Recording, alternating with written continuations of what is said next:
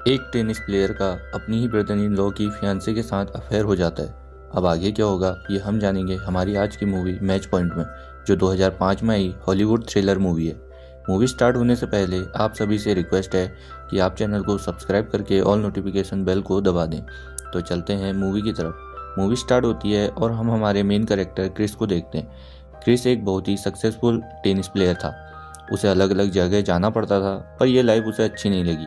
वो फिर tennis coach बनने का डिसाइड करता है। लंदन में आकर उसे जॉब मिल जाता है। एक दिन उसे बहुत ही रिच स्टूडेंट मिला जिसका नाम था टॉम। टॉम और उसकी फ्रेंडशिप काफ़ी अच्छी हो गई। फिर एक शाम टॉम उसे अपने साथ एक ओपेरा में लेके जाता है। यहाँ पर फिर टॉम अपनी फैमिली से उसे मिलाता है। टॉम की एक छोटी बहन थी जिसका नाम क्लोए था। क्लोए को क्रिस पहली बार में देखकर काफ़ी अच्छा लगा।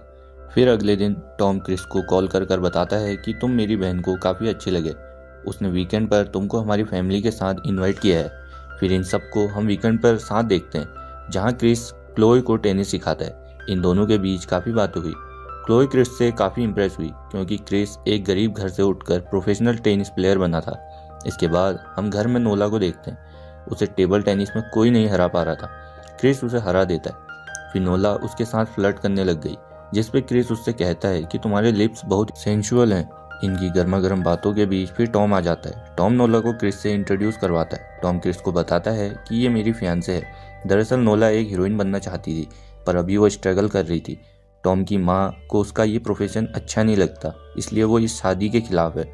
इसके बाद क्लोए अपने फादर से कहकर क्रिस को उनके ऑफिस में एक जॉब दिला देती है। क्रिस काफ़ी डरा हुआ था। वो कहता है मुझे बिजनेस के बारे में कुछ भी नहीं पता है। क्लोए उससे कहती है तुम सिर्फ ऑफिस जाकर देखो, फिर तुम सब समझ जाओगे। रात को ये दोनों टॉम और नोला के साथ डिनर करने गए थे, जहाँ क्रिस नोला में बहुत ज़्यादा इंटरेस्ट ले रहा था। अगले दिन फिर क्रिस अपना जॉब ज्वाइन कर लेता है। शाम को क्लोए क्रिस को बताती है कि हमें टॉम और नोला ने आज रात डिनर पर इनवाइट किया है, पर क्लोए क्रिस के साथ अकेले में शाम गुजारना चाहती थी।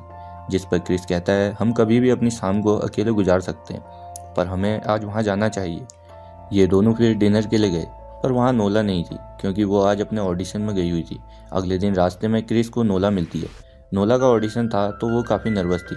फिर क्रिस उसे सहारा देता है और उसका ऑडिशन खत्म होने तक उसका वेट करता है। नोला जब आई तो उसका ऑडिशन अच्छा नहीं जाता। इसके बाद ये दोनों एक बार में आ गए।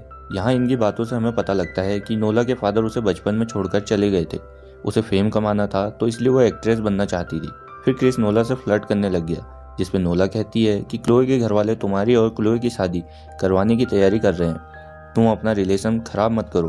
क्रिस पूछता है कैसे। नोला कहती है मुझसे अफेयर कर कर। इसके बाद ये सभी वीकेंड पर थे, जहाँ पर नोला और टॉम की मॉम का झगड़ा हो जाता है। दरअसल टॉम की मॉम को नोला का एक्ट्रेस बनना अच्छा नहीं लगता था, तो इसी बात पर यह झगड़ा हुआ। इसके बाद नोला काफ़ी डिस्टर्ब हो गई और वो वैसे ही बारिश में बाहर चली गई, जिस पे क्रिस भी उसके पीछे जाता है। वो उसके पास चला गया और उसे किस करने लग गया। फिर यहीं पर ये दोनों इंटीमेट हो जाते हैं। इसके बाद क्रिस की भूख और बढ़ चुकी थी, पर नोला उसे अब इग्नोर करने लग गई थी। एक दिन बैले में क्रिस से वो सब कुछ भूल जाने को कहती है। फिर हमें सीधा क्रिस और क्लोए की शादी दिखाई जाती है। इन्होंने एक घर भी बाय कर लिया था। कुछ दिनों बाद क्रिस और टॉम जब मिले तो टॉम उसे कहता है कि नोला और उसका रिश्ता टूट गया है। दरअसल ये सब उसकी मॉम की वजह से था। फिर क्रिस नोला को कांटेक्ट करने की बहुत कोशिश करता है, पर कांटेक्ट हो नहीं पाता। इसके बाद फिर टॉम की भी शादी हो जाती है। एक दिन जब क्रिस क्लोए से आर्ट गैलरी में मिलने जा रहा था, तब उसे नोला मिलती है। नोला कुछ दिनों के लिए टाउन से चली गई थी, पर अब वो वापस आ चुकी है। क्रिस कहता है तुम कहाँ रहती हो, क्या हम मिल सकते हैं। नोला कहती है तुम्हारी शादी हो चुकी है, इन सब बातों का क्या मतलब है। तभी वहाँ क्लोए आ जाती है। हालचाल पूछने के बाद वो अपनी फ्रेंड के साथ बात करने लग जाती है। क्रिस नोला से उसका नंबर मांगता है, जिस पर वो दे देती है। इसके बाद एक दिन डायरेक्ट क्रिस नोला के रूम पर जाकर उसके साथ इंटीमेट होता है। फिर वो रोज नोला के रूम पर आने लगा। नोला की नेबर भी अब उसे जानने लगी थी। अब बहुत सारे दिन हो चुके थे। नोला और क्रिस अब भी मिल रहे थे। क्रिस ने नोला से कहा था कि वो अपनी मैरिज से खुश नहीं है तो वो क्लोए को छोड़ देगा, पर अभी तक उसने ऐसा कुछ नहीं किया, जिस पर नोला काफ़ी चिढ़ चुकी थी। क्रिस कहता है कि मैं इस बारे में क्लोए से बात करूंगा। इसके बाद वो 3 दिनों के लिए पूरी फैमिली के साथ वीकेंड पर आ गया था, जहाँ पर उसे नोला का कॉल आता है। वो क्रिस से अभी के अभी मिलने को कहती है। क्रिस फिर काम का बहाना करके वहाँ से जाने को कहता है, जिस पर क्लोए नहीं मानती। नोला रात को फिर से क्रिस को फ़ोन कर कर कहती है कि मैं प्रेग्नेंट हूँ। क्रिस फिर अगले दिन नोला से मिलने जाता है, जहाँ पर नोला उससे कहती है कि तुम क्लोए को डिवोर्स दे दो। इसके बाद हम हमारी लाइफ में खुश रहेंगे। इन सब बातों से क्रिस काफ़ी टेंशन में आ गया था। नेक्स्ट सीन में क्रिस अपने एक दोस्त को सारी सिचुएशन बताता है। वो कहता है आज मैं जो भी हूँ सब क्लोए की वजह से हूँ, और दूसरी तरफ नोला है जिससे मैं बहुत ज़्यादा अट्रैक्ट हो चुका हूँ। अब क्रिस ने नोला को इग्नोर करने के लिए कहा कि हम एक मंथ के लिए सब फैमिली ट्रिप पर जा रहे हैं। वापस आने के बाद मैं क्लोए को हमारे बारे में सब कुछ बता दूंगा, पर इनका वैकेशन कैंसिल हो चुका था। आगे फिर जब क्लोए के डैड क्रिस से मिलने आए होते हैं तो उसे वो एक बहुत बड़ा प्रमोशन दे देते हैं। दूसरी तरफ नोला क्रिस से कांटेक्ट करने की कोशिश कर रही थी, पर वो इग्नोर कर रहा था। फिर अगले दिन नोला सीधे क्रिस के ऑफिस पहुंच जाती है। क्रिस उसे रास्ते में ही मिल गया तो ज़्यादा बात नहीं बिगड़ी।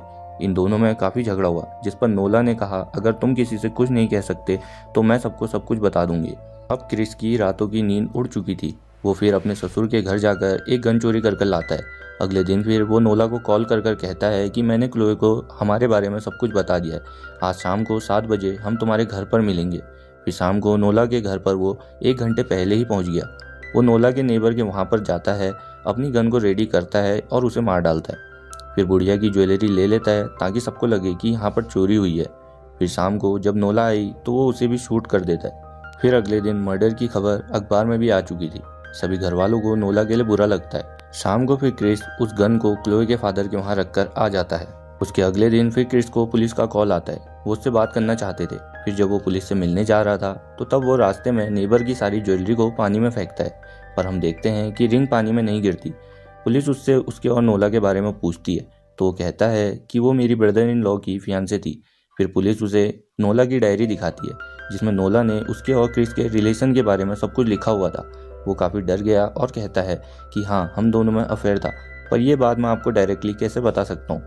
आप इन्वेस्टिगेशन कीजिए, पर ऐसे शक करेंगे तो मेरी लाइफ बर्बाद हो जाएगी। मैं मेरी बीवी से बहुत प्यार करता हूँ, तो प्लीज़ ये बात किसी को पता ना लगे।